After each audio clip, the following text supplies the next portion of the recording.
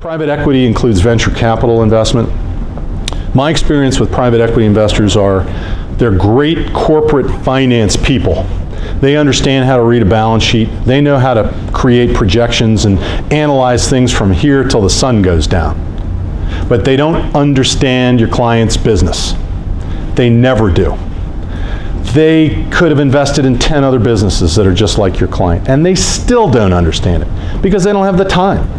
They don't have the time to invest. They'll bring in an operating partner who will come in and say, I know this business, I know retail. They'll bring in the operating partner will vet the business, and then the private equity guys take over after the equity investment has been made. And they always, 99 out of 100 times, screw it up. In that 1 out of 100, they're smart private equity investors, and they'll know how to work with management, to empower management, to grow the business. And I've heard this spiel from private equity investors all across the country to clients of all different sizes, and they say, we are going to be your financial partner. We're going to partner with you. And usually in a private equity investment, the owner might take a little bit off the table, and then there's a second round when the private equity firm tries to really make its money. It's very hard to do that unless the markets are just going crazy. And right now, it's a little bit volatile. We're at the peak of the stock market, I believe. It's volatile, it's going up and down. Is the market going to go up to 25,000? Anybody in here willing to raise their hand? What's that? Someday. Someday, it's going to go up to 25,000. Okay. Is the market going to go down to 14,000? Someday. I don't know. I don't know. I don't predict these things. All I know is that when you're going out and seeking investment, they're looking at every potential downside. The private equity investor is looking at every potential downside. You got to be really careful taking money from them unless you're getting the cash that you want out of the deal and you can exit completely. Then it's okay. But then are you leaving your employees at the whim of the private equity investor? Usually what they do is they bring in their own professional management and turn away everybody else that's been there. And again, 99 times out of 100, they are not successful, particularly in the smaller deals. In the large deals, they are very successful. And then there's retirement assets. How many of you believe you can use your IRA or 401k to fund a startup of a business? And how many of you have advised your clients to do that? That you're directly involved in? If it's your business, can you take your 401k or your IRA and just open up a new LLC and have the IRA open the LLC? Well, if you shook your head no, then I'm in your camp. But if you go out on the internet and you type in under Google, how do I use my retirement assets to start a business? There are some promoter schemes out there that will enable you to roll over an IRA into a new 401k and use it to fund the startup of a business. And I've analyzed this. For one client in particular, they came to me and said, can I do this? And I said, you shouldn't. One reason is that the IRS, in its list of dirty dozen tax shelters, this is one of the dirty dozen.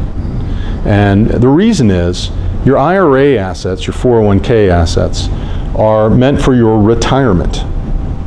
They are to be invested. You can self-direct it. In IRAs, you can put stuff into gold and other types of assets that you would otherwise not necessarily put. A 401k may not be able to do that just because of the way it's administered.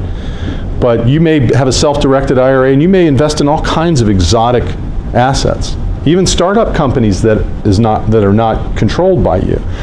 But once you become the owner of that company that you're investing in, it becomes a potential prohibited transaction under ERISA, which attracts immediate penalties and a requirement that you unwind the transaction. And the penalties are as high as 200% of the investment. So are you willing to take that risk and go through the analysis of whether or not your transaction is a prohibited transaction with retirement assets? No.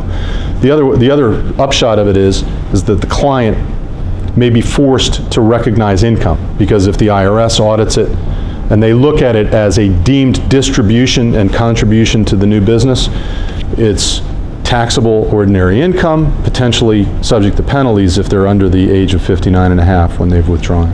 So be careful about using retirement assets. I've worked with people who've done it, and they say, oh, everybody else is doing it, and this guy on the internet said he could do it, and the promoter showed me how to do it. I said, fine. I can't, give you an opinion on that. The key in doing your strategic planning and figuring out if you need money, how are you going to fuel the business, is what are you going to use the money for? Well, the two main components are people and rent. I've got to pay my people, and I got to pay for my space, whatever that space consists of. I also have to buy things. I may have to buy furniture, fixtures, and equipment. I may have to lease it.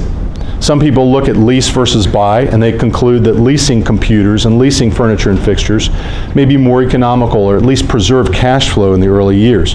When I opened up my law firm, I leased all my furniture and fixtures, all my computers, everything. And it was great. It was a great decision, because when I sold my law firm, I just turned back the equipment, and I had a small fee to pay. It was very reasonable. I didn't have to worry about it. Or you can have a lease with an option to buy. But whatever you do it with somebody helping you, or get someone to help your clients, like a CPA, analyzing the tax benefits and the cash flow effects.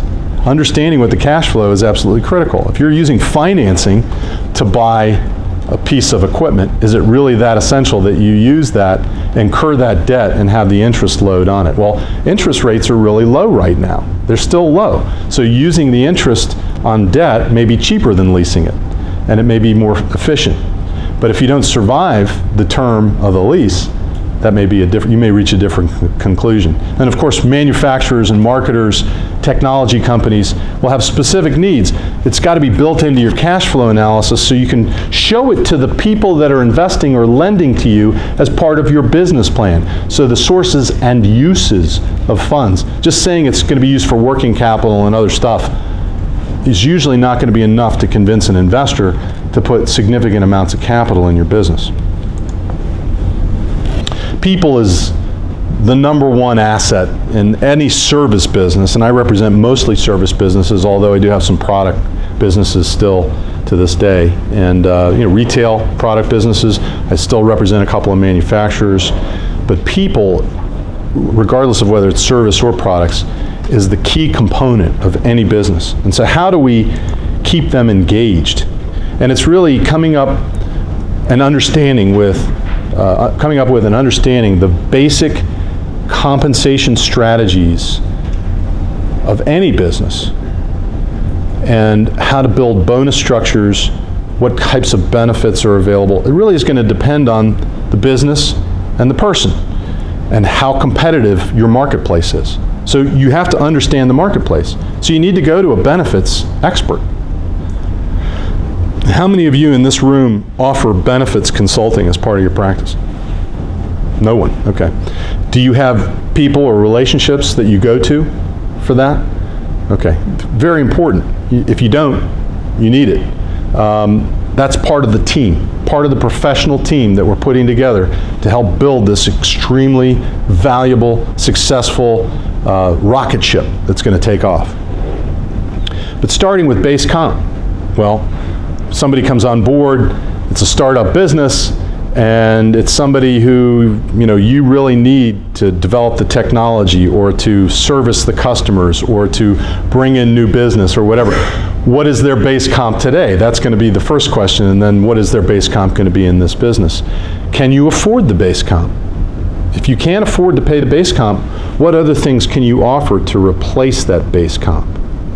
So I've got a client that's going through an acquisition right now, and over almost a year now we've been in negotiations with the buyer, and the buyer just doesn't get the seller.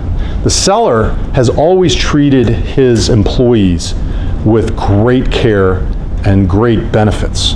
He's given them bonuses that put these people way above the market in terms of what they would otherwise be paid. So he's now going to turn them over to this buyer, who says, well, this is our comp plan. And the comp plan is like, okay, if you're at this level, you make 100. If you're at this level, you make 150. And you can earn a bonus of up to 10 or 20% of your comp, of your base comp. And that's it. Well, these guys have been making 2 times base comp for the last 15 years. So we've had to come up with really creative strategies to figure out how to transition these people into the new business. Whether it's an acquisition, whether it's a startup, whether it's the rocket ship, what is your base comp? You need a compensation consultant who really understands the marketplace in the industry for the size of company. And there are lots of compensation consultants, Mercer and others out there that do this type of work. But do you go to the biggest for this little company, or do you go to the small guy for this big company? And we're dealing with this on all different levels with different clients, getting industry survey information, looking at publicly traded companies as an example of compensation structures for executives for similarly sized companies. Finding out what is the norm is the first step. Then bonus structures. Depends on the level of the employee. So coming up with a matrix for compensating your employees. Well, I just started the business. I got 2 employees. You're not going to, that's a system and a process that you're not going to have in place yet. You're just going to negotiate an offer letter with them, and you're going to pay them based on the offer letter.